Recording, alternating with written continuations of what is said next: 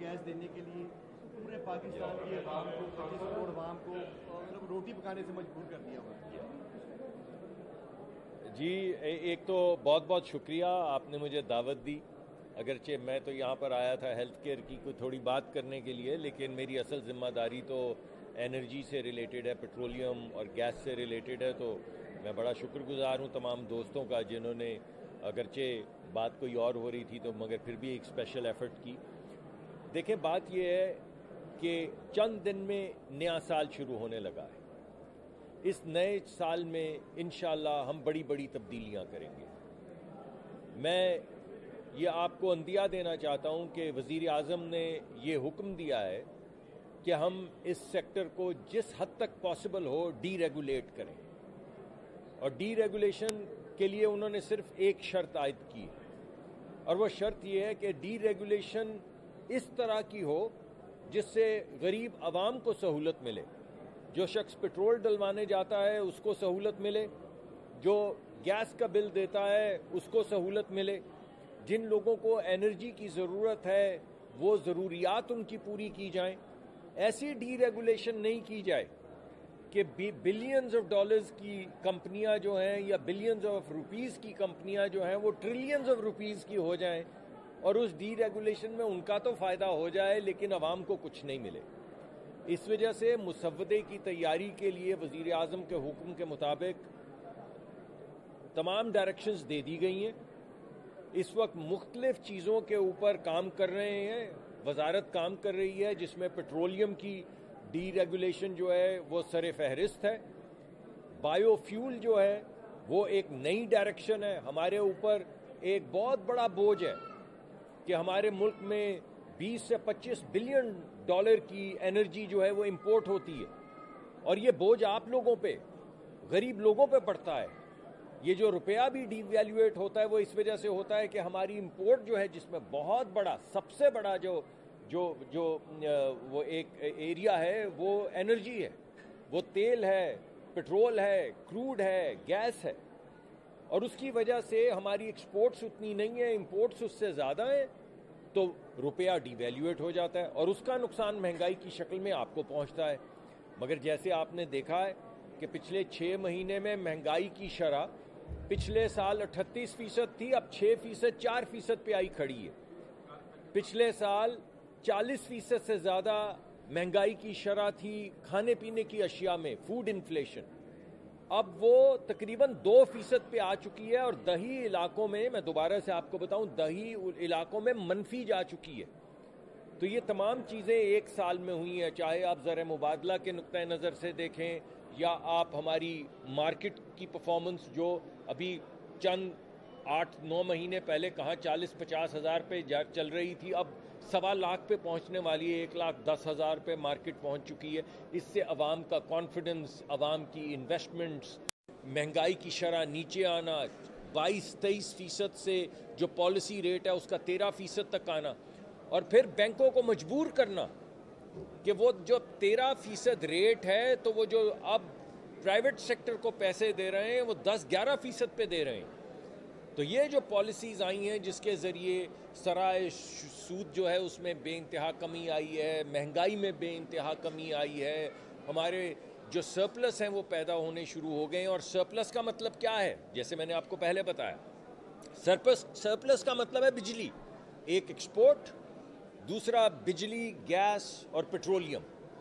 बिजली तो हम डायरेक्टली इंपोर्ट नहीं करते, लेकिन बिजली के लिए एलएनजी तो हम इंपोर्ट करते हैं, और गैस जो है वो हम इंपोर्ट करते हैं एलएनजी की शक्ल में, और ख़ाम तेल हम इंपोर्ट करते हैं, और जो रिफाइंड तेल है वो भी इंपोर्ट करते हैं। तो ये इंपोर्ट का बिल कम करने के लिए हम एक नई बायोफ्यूल की पॉलिसी जो है वो आपके सामने लेकर आएंगे, एक एथेनॉल की पॉलिसी वज़ीर आज़म की हिदायत पे आपके सामने लेकर आएंगे। ये नए साल का तोहफ़ा होगा जो पहले ही 1-8 महीने के अंदर अंदर वज़ीर आज़म इसकी अनाउंसमेंट करेंगे। देखिए, ईरान के मामले में एक तो आप सवाल ना पूछे तो अच्छा है, उसकी वजह यह है कि मैं जवाब देने से कासिर हूँ। वो हमारी कुछ डॉक्यूमेंट्स एक्सचेंज हो रहे हैं, तो मैं क्योंकि वज़ीर हूँ तो जो भी मैं बात कहूँगा वो पाकिस्तान के ख़िलाफ़ इस्तेमाल हो सकती है। लेकिन हमारा जो नुक्ता नज़र है वो बड़ा क्लियर है ہمیں اگر سستی گیس ملے گی اور ایک ایسے طریقہ کار سے ملے گی جس میں ملک کے اوپر سینکشنز نہ لگیں. ہمارا ملک سینکشنز کا متحمل نہیں ہو سکتا، کسی بھی صورت نہیں ہو سکتا. اس وجہ سے ایک ایسا طریقہ کار ہمارے ہمسایہ ممالک سے، بالخصوص ایران سے، جس میں ہم پہ سینکشنز نہ لگیں مگر ہم ان کی گیس، سستی گیس لے سکیں، اس کا بھاؤ بھی اچھا طے کر سکیں، تو ہم کیوں نہیں لیں گے؟ یہ تو ہماری ضرورت ہے، سستی گیس ہماری ضرورت ہے. لیکن اس سستی گیس کے حصول میں اگر ہم پورے ملک کی معیشت برباد کر دیں اور غریب لوگوں کو تباہ کر دیں، ہمارے ملک میں سینکشنز لگ جائیں، تو وہ نہیں ہوگا مناسب طریقہ کار. تو ہم ایک درمیان کا راستہ ڈھونڈ رہے ہیں جس میں ہم ہر ایک سے بات کر رہے ہیں، اپنے ہمسایہ ممالک سے، ایران سے، بین الاقوامی سطح پہ جو لوگ سینکشنز لگاتے ہیں، سب سے بات چیت کر رہے ہیں کہ بھائی ہمیں ایک ایسا راستہ چاہیے جس میں توانائی کا بوجھ، امپورٹ کا بوجھ غریب آدمی میں کم ہو مگر ہمارے ملک پہ سینکشنز نہ لگیں. اس کے ساتھ ساتھ ٹاپی ایک چل رہا تھا پچھلے جی اس پہ بھی یہی ٹاپی کے اوپر نہیں چل رہا ہے، مگر ٹاپی دیکھیے نا، اب ٹاپی کے اندر جو لیڈ ہے وہ تو ترکمانستان کے پاس. ابھی پہلے ٹاپی کے پہلے فیز میں وہ افغانستان تک پہنچے، اب افغانستان کے ایک شہر تک انہوں نے پائپ لائن بچھانی شروع کر دی ہے. اب اگلی فیز کے اندر پھر وہ پاکستان کی سرحد تک پہنچیں گے اور پھر وہ معاملہ آگے بڑھے گا.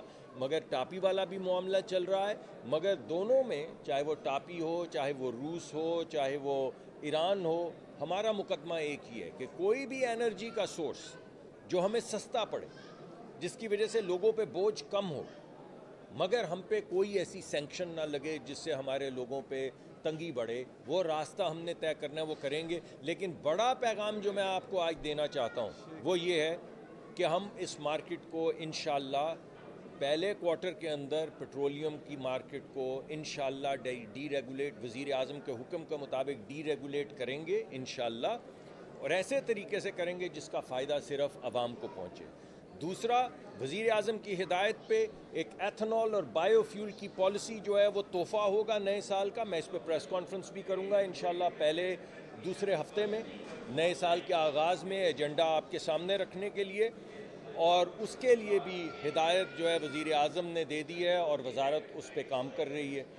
تیسری بات جو ہے، یہ جو گیس کا معاملہ ہے، اس وقت آپ کو پتہ ہے اگرچہ ہمارے ہاں تنگی تو ہوتی ہے گیس کی، لیکن پچھلے سال کے مقابلے میں اس سال ہر جگہ پہ گیس آ رہی ہے.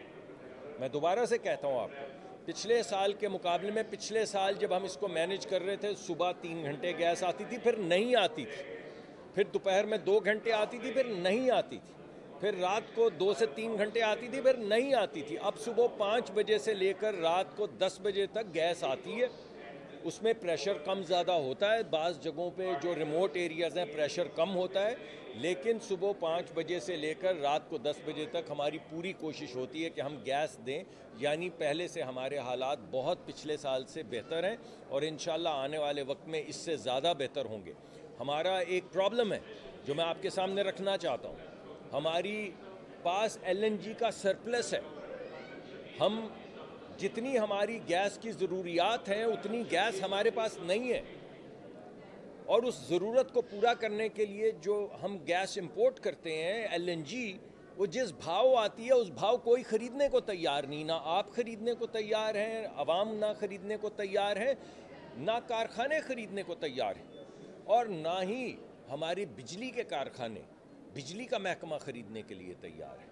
تو ہوتا یہ ہے کہ ہمارے پاس جو گیس آ رہی ہے LNG کی، جس کے ہم نے سوورن کانٹریکٹس کیے ہوئے ہیں، وہ سرپلس ہو جاتی ہے. تو پھر ہم مہنگی گیس، 3600 روپے کی گیس چولہوں میں 1200-1400 کی جلا دیتے. مگر اس کا نقصان یا تو حکومت کو ہوتا ہے سرکولر ڈیٹ کی شکل میں، اور یا عوام کو ہوتا ہے. کمپنی کو نہیں ہوتا، حکومت کو ہوتا ہے سرکولر ڈیٹ کی شکل میں، اور یا عوام کو ہوتا ہے بیکاز جو ڈائیورژن ہوتی ہے وہ آنے والے وقت میں گیس کی قیمت میں آ جاتی ہے. آپ 3600 روپے کی گیس خریدیں گے اور 1200-1400 کی بیچیں گے، اس کا جو فرق ہے وہ اگلی قیمت میں آ جائے گا، یعنی گیس کی قیمت بڑھ جائے گی. اس وجہ سے یکساں پرائس، ایک ہی قیمت کے اوپر تمام گیس کو اکٹھا کرنا، یہ ہمارا اولین فرض ہے. یہ اگر ہم فرض پورا نہیں کریں گے تو کام بہت خراب ہو جائے گا، قیمتیں بھی گیس کی بہت زیادہ بڑھ جائیں گی اور بہت زیادہ سرکولر ڈیٹ بھی بڑھے گا. اس کے لیے ہم سب سے مشاورت کریں گے. میرے ایک دو دوستوں نے سندھ کے جو رہنما ہیں ہمارے نوید قمر صاحب میرے تو بڑے قریبی دوست بھی ہیں, انہوں نے کچھ اعتراضات اٹھائے. میں ان کے ساتھ بیٹھوں گا, چیف منسٹر صاحب کے ساتھ بیٹھوں گا. جو آرٹیکل یہ حق دیتا ہے صوبوں کو کہ گیس کا پہلا حق ان کو ہے, اس آرٹیکل کو کسی بھی صورت ٹچ نہیں کیا جائے گا, اس حق کو کبھی بھی ختم نہیں کیا جائے گا, وہ آئین میں درج ہے. ہم تو صرف پرائسنگ کی کوشش کر رہے ہیں تاکہ جن غریب لوگوں کو بچانا ہے, وہ صرف غریب لوگ ناردرن ایریاز کے نہیں, وہ سندھ کے غریب لوگ ہیں, وہ بلوچستان کے غریب لوگ ہیں, اس میں کچھ فرٹیلائزر کے کارخانے ہیں, اس میں ہماری انڈسٹری ہے, جسے پروٹیکٹ کرنا ہے ضرور کریں, لیکن کم از کم قیمت ایسی رکھیں کہ آنے والے وقت میں گیس کی قیمت نہ بڑھتی چلی. جب بڑھے گی تو عوام پہ پڑے گی نا, ابھی ریونیو ریکوائرمنٹس آئیں گی تو عوام پہ جتنی ڈائیورشن ہوگی وہ پڑے گی. تو ہم یہ چاہتے ہیں کہ آنے والے وقت میں وہ بوجھ نہ پڑے, اور اس لیے گیس کی یکساں قیمت جو ہے وہ بہت ضروری ہے. مگر کسی بھی صورت اس بات کو کنفیوز نہ کیا جائے اس بات سے کہ صوبے کا پہلا حق جو ہے اسے کسی بھی طرح سے ختم کرنے کی کوشش کی جا رہی ہے. صوبے کا جہاں سے گیس پٹرول نکلے گا پہلا حق تھا, پہلا حق ہے, پہلا حق رہے گا. ہم صرف پرائسنگ کی بات کر رہے ہیں تاکہ عوام پہ بوجھ نہ پڑے. تو یہ چیدہ چیزیں ہیں جو میں آپ کے سامنے رکھنا چاہتا ہوں اس سال کے اختتام پہ, اور آنے والے سال کی آپ مانیں تمہید باندھ رہا ہوں میں. اچھا میں کہ پہلے پاکستان تحریک انصاف جو ہے وہ نون لیگ سے بات کرنے کی تیار نہیں تھی. وہ یہ کہتے تھے کہ نون لیگ کی کوئی اوقات نہیں ہے, جن کی اوقات اور پاور ہے ہم ان سے بات کریں گے. آج وہ مطالعے ہو رہے ہیں, بہت بے چین ہے کہ وہ حکومت سے مذاکرات کریں تاکہ جو ان کے بانی ہیں ان کو باہر نکالا جائے. کیا سمجھتے ہیں آپ؟ دیکھیے یہ آپ نے 2-3 چیزیں مختلف کر دی. ہاں, پہلے آپ نے کہا مذاکرات, بھائی ہم تو پہلے بھی تیار تھے.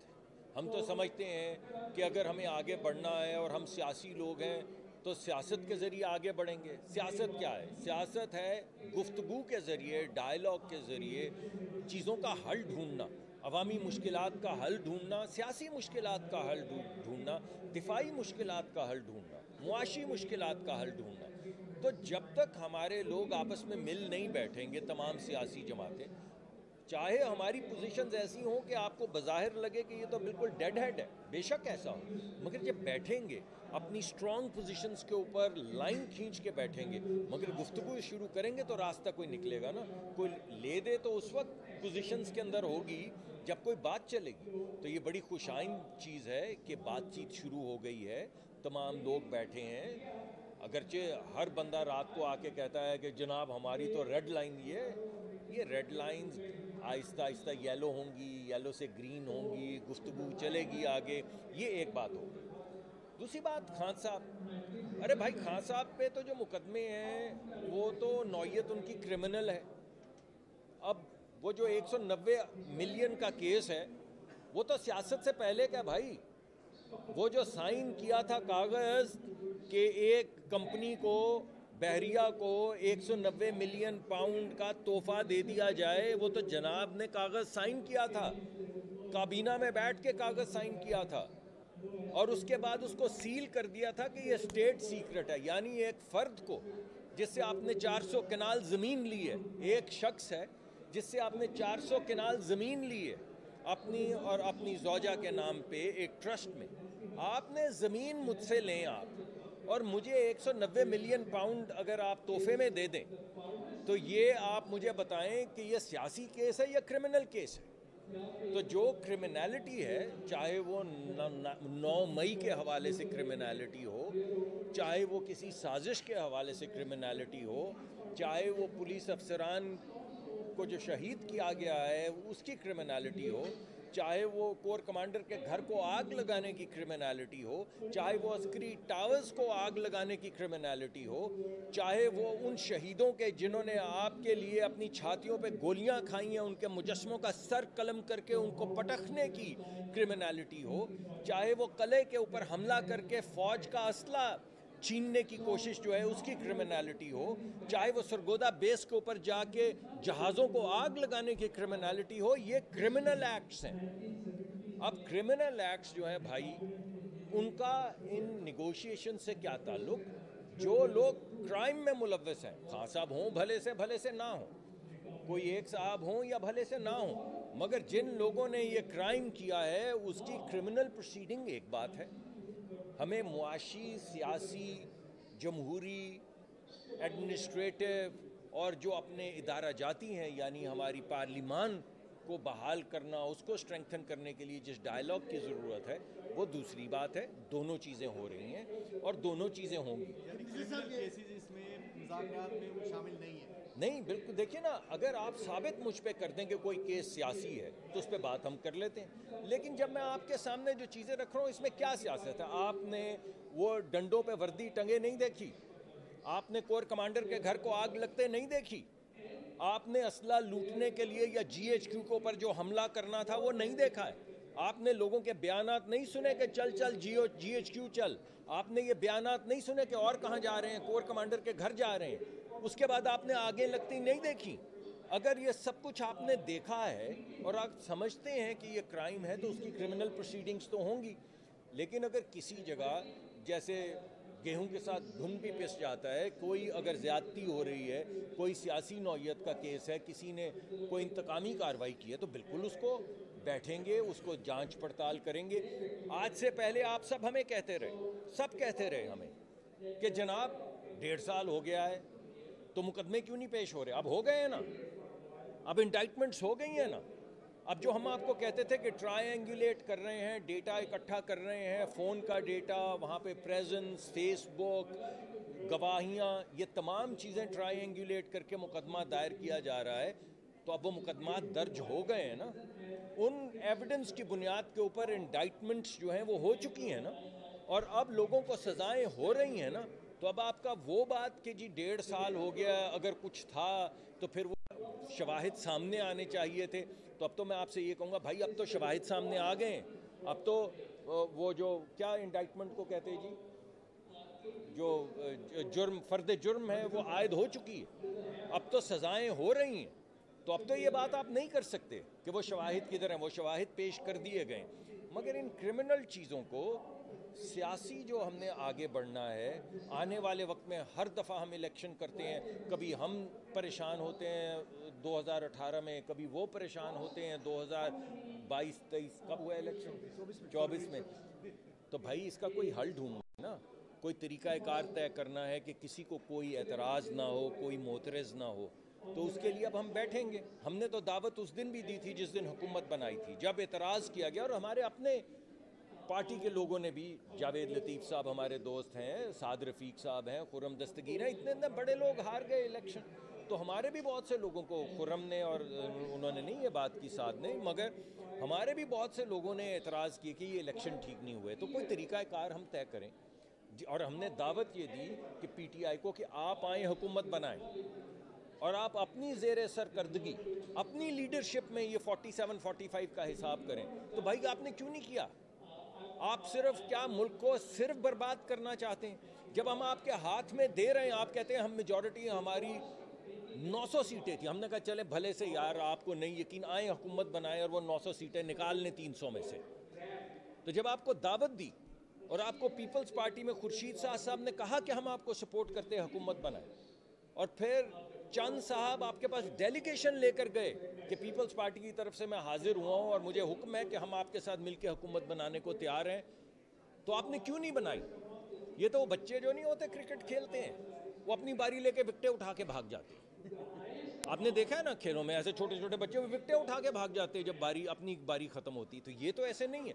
आपने लोगों से वोट मांगा, लोगों ने आपको वोट दिया, आपने समझा इलेक्शन रिग हुआ है, हमने कहा हुकूमत बनाएं, और ख़ुद आप अपनी ज़ेर सरकर्दगी अपनी लीडरशिप के अंदर देखें कौन सा 45 फॉर्म है और कौन सा 47 है। मगर अगर आपको कोई आपने काम तामीरी करना हो तो आप ये करें ना।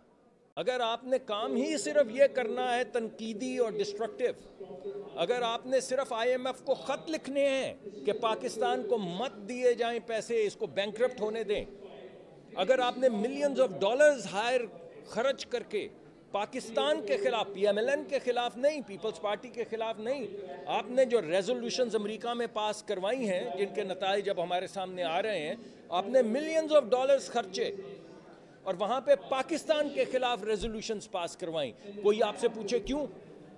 आपने मिलियंस ऑफ डॉलर्स खर्चे और 60 कांग्रेसमैन सेनेटर्स से खत साइन करवाए पाकिस्तान के खिलाफ साइन करवाए। कोई आपसे पूछे क्यों? आपने डेविड फेंटन को हायर किया जो 30 साल से पाकिस्तान के एटमी और मिसाइल प्रोग्राम के खिलाफ कैंपेन कर रहा है। वो आपका ऑफिशियल लॉबिस्ट है अमेरिका में। आपने पैसे देकर उसे हायर किया एक ऐसे शख्स को जो पाकिस्तान के एटमी और मिसाइल प्रोग्राम के खिलाफ 30 साल से तहरीक चला रहे हैं। मैं आपको चैलेंज करता हूं, डेविड फेंटन, FANTON, उसका नाम डालें, इंटरनेट पे अभी नाम डालें और चेक करें कि वो 30 साल से क्या कर रहा है। और ये चेक करें इंटरनेट पे जाके कि PTI ने उसको हायर किया अमेरिका में लॉबिस्ट के तौर पे या नहीं। तो आप मुझे ये बताइए कि आप भले से ये क्या कर रहे हैं? आप ना हुकूमत बनाते हैं। IMF में आपके जो वज़ीर ख़ारजा हैं वो सूबाई वज़राए ख़ारजा को, वज़राए मईशत के वज़रा, माफ़ी चाहता हूँ, वज़ीर जो आपके मईशत के थे, वज़ीर ख़जाना, वो सूबाई वज़राए ख़जाना को कहते हैं कि पाकिस्तान के ख़िलाफ़ ख़त लिखो IMF को। और कब लिखो? जब आप खुद वज़ीर ख़जाना हैं उन सूबों के। तो आप बताएं, आप हुकूमत भी नहीं बनाना चाहते, आप पाकिस्तान के खिलाफ रेजोल्यूशन भी पास करवाना चाहते हैं, आप पाकिस्तान के खिलाफ ख़त भी लिखवाना चाहते हैं, आप पाकिस्तान में IMF के खिलाफ वहाँ पे उनको प्रेशराइज करते हैं कि पाकिस्तान को पैसे ना दिए जाएं।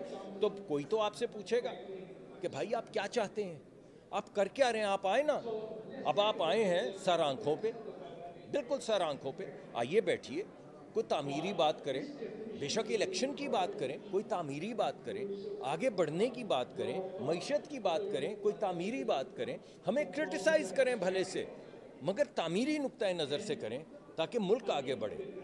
हमारी आपका कोई दुश्मनी तो नहीं है ना, हम तो सिर्फ सियासी हरीफ हैं, आपस में दोस्त हैं, कॉफ़ी पीते हैं शाम को बैठ के। मुझसे लोग कहते हैं इसके साथ बैठे कॉफ़ी क्यों पी रहे हो? अरे दोस्त है ना यार। अब वो दोस्त सुबह कैमरे के सामने आता है, पता नहीं क्या हो जाता है। लेकिन बात यह है कि इस सियासी तनाव की नज़र मुल्क को मत करें, मुल्क को मत करें, हमें करें। हम पे आप इल्ज़ामात लगाएं, हमसे झगड़ा करें, सियासी नोक झोंक करें, मगर मुल्क को इससे मावरा रहने दें। आपने बात की है कि मिनिस्टर IMF की वजह से तो मुल्क की जो है इस तरक्की में रुकावट है, और सबसे बड़ी रुकावट जो है वो IMF है और करप्शन है। उसके खात्मे के लिए आपकी गवर्नमेंट ने अब तक क्या इक़दाम किए हैं? देखिए, अभी आपके सामने 9 महीने तो हमें 10 महीने जो इतना भी अरसा हो गया है, कौन सी करप्शन आपके सामने आई है? बताइए। आपके सामने काम कर रहे हैं। मैंने आपको कुछ इंडिकेटर्स दिए, मैंने आपको कहा महंगाई 40% से 4 पे आ गई, आई या नहीं आई? मैंने आपसे कहा कि खाने पीने की अशिया जो हैं वो 40 से ज़्यादा फ़ीसद पे महंगाई की शरह थी, दही इलाकों में मनफी हो गई, हुई या नहीं हुई? मैंने आपको कहा कि हमारा पॉलिसी रेट 22% था, लोगों को 25% के ऊपर पैसे मिल रहे थे, अब 13% हो गया और 10% पे लोगों को पैसे मिल रहे हैं या नहीं मिल रहे हैं? तो मैं तो आपको एविडेंस दे रहा हूं। अगर कुछ करप्शन आपको नजर आती है तो आप हमें एविडेंस दें, हम उसके पीछे जाएंगे। मगर ये कि करप्शन तो हमारे महकमों में है। आपको बिजली, पानी, हर महकमे के अंदर आप अपनी फैक्ट्री के लगाने जाएं कनेक्शंस को, तो आपको पता है क्या होता है। लेकिन हम उसको दूर करने की कोशिश कर रहे हैं, ट्रांसपेरेंसी लाने की कोशिश कर रहे हैं। हमारा जो DGPC का दफ्तर है, पेट्रोलियम कंसेशंस का, ये जो ज़मीनें देता है जहाँ पे खुदाई होती, कुएँ खुदते हैं, हम उसको डिजिटाइज कर रहे हैं, कंप्लीटली डिजिटाइज। जिस तरह आप वीज़े की एप्लीकेशन देते हैं कि जब वीज़े की एप्लीकेशन पूरी हो जाती है तो अपलोड हो जाती है, तो कोई इसको रोक नहीं सकता। तो ये नहीं होगा कि कोई ब्यूरोक्रेट बैठ के बाद में आपको कहे कि वो फलाना खत लिया और अगर ज़रा मुझे बाहर मिल किसी कॉफ़ी के ऊपर, ऐसे नहीं होगा। एक डिजिटल प्लेटफॉर्म होगा जिस पे आपको नज़र आ रहा होगा फलां दिन एप्लीकेशन अपलोड हुई है, 5 हफ्ते गुजर गए क्यों अप्रूव नहीं हुई, या 90 दिन गुजर गए क्यों अप्रूव नहीं हुई। और हम तरीक़ाकार तय करेंगे कि अगर वो अप्रूव उस अरसे में जो हमने तय किया नहीं होती तो it would be deemed approved, ताकि लोग आगे बढ़ सकें, मुल्क तरक्की कर सके। तो हम तो ये करने की कोशिश कर रहे हैं, करप्शन को ख़त्म करने के लिए डिजिटाइज कर रहे हैं, ट्रांसपेरेंसी लाने के लिए ऑनलाइन कर रहे हैं, ताकि सबको नज़र आए। तो इंशाअल्लाह ऐसा नहीं कि करप्शन नहीं है हमारे मुल्क में, लेकिन आहिस्ता आहिस्ता घटेगी।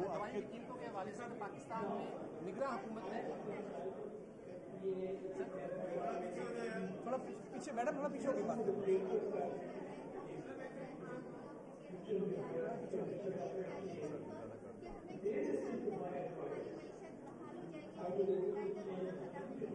دیکھیے میں نے تو آپ کو بالکل یہ نہیں کہا، یہ آپ نے کہا میں نے تو آپ کو نمبرز دی، آپ ایک نمبر ڈینائی کریں جو میں نے آپ کو دیا. میں نے آپ کو تمام نمبرز معیشت کے دیے، میں نے آپ کو نمبرز دیے ہیں مہنگائی کے، میں نے آپ کو نمبرز دیے ہیں پالیسی ریٹ کے، میں نے آپ کو نمبرز دیے ہیں ذخائر کے جو ہمارے ریزروز ہیں، میں نے آپ کو سرپلس ہماری امپورٹ کم اور ایکسپورٹ زیادہ ہوئی ہے اس کا ایویڈنس دیا ہے. میں نے کوئی آپ کو یہ نہیں کہا ہم کوشش کر رہے ہیں، میں نے تو آپ کو وہ بتایا ہے جو 7-8 مہینے میں ہوا ہے. ہوگا نہیں جو ہوگا وہ تو انشاءاللہ اس سے بہتر ہوگا. سر تھینک یو، بہت شکریہ. آپ کے بارے میں 18ویں تشریح کے تحت صوبوں کو پاورز دی گئی تھی ہیلتھ اور ایجوکیشن، لیکن نگراں حکومت کاکڑ حکومت نے 18 فروری 2024 کو ادویات کی قیمتوں کا کنٹرول ہی ختم کر دیا، اوپن کر دیا. تو یہ جو ہے نا مریض تو غریب ہیں، لائف سیونگ میڈیسن کی قیمتیں بھی بہت زیادہ بڑھ گئی ہیں. تو اس کے بارے میں حکومت کی پالیسی کیا ہے؟ جی میرا خیال ہے کہ اس کے اوپر ابھی وہ ہمارے کر رہے ہیں کام، جو وزیر ہیں ہمارے کوآرڈینیٹر ہیں ماشاءاللہ بھرت صاحب بہت اچھے آدمی ہیں اور ان کے ساتھ بڑے اچھے سیکرٹری بھی ہیں. میرے پاس ابھی ان کی انٹرنل کیا پالیسی بن رہی ہے اس کی تفصیلات نہیں ہیں، لیکن آپ چاہیں گے آپ تشریف لے آئیں تو میں ان سے بھی بات آپ کی کروا دوں گا، ورنہ میں خود بھی حاضر ہوں اور میں آپ کے سامنے لے آؤں. شکریہ سر. آن لائن ہے نہیں دوائیوں کی قیمت مقرر ہے، دوائیوں کی قیمت مقرر ہے، دوائیوں کی قیمت مقرر ہے، کیونکہ اس بات سے شائبہ یہ پڑ رہا ہے کہ غالباً نہیں ہے. دوائیوں کی قیمت مقرر ہے. کچھ ہمارے ہاں میں نے ابھی جو آپ کے سامنے لمبی چوڑی یہ ڈسکشن کی ہے اس میں کچھ بایولوجکس ہیں، جس طرح کے کنٹرول ہمارے ہیں. ہمارے ہاں نئی ادویات نہیں آ رہی تھی، ہمارے ہاں لارج مالیکیول جن چیزوں کا بھی ہم ذکر کر رہے تھے ان میں سے کوئی دوائی نہیں آ رہی. اس کی وجہ یہ ہے کہ جس طرح کا کنٹرول تھا اس بھاؤ کوئی بھی شخص یہاں پہ انویسٹمنٹ کرنے کے لیے تیار نہیں تھا. لیکن اس میں طریقہ کار طے کیا گیا تھا جو مجھے یاد ہے، مگر اب میں تحقیق کروں گا. آپ نے کہا ہے کہ جو لائف سیونگ ڈرگز ہیں ان کے کنٹرولز رکھے گئے تھے، اگر ان میں کوئی جھول ہے تو آپ تشریف لے آئیے گا. میرا خیال ہے میں ذرا پالیسی پہلے دیکھ لوں، سن لوں، پھر آپ کے سامنے میں لے آؤں. Thank you.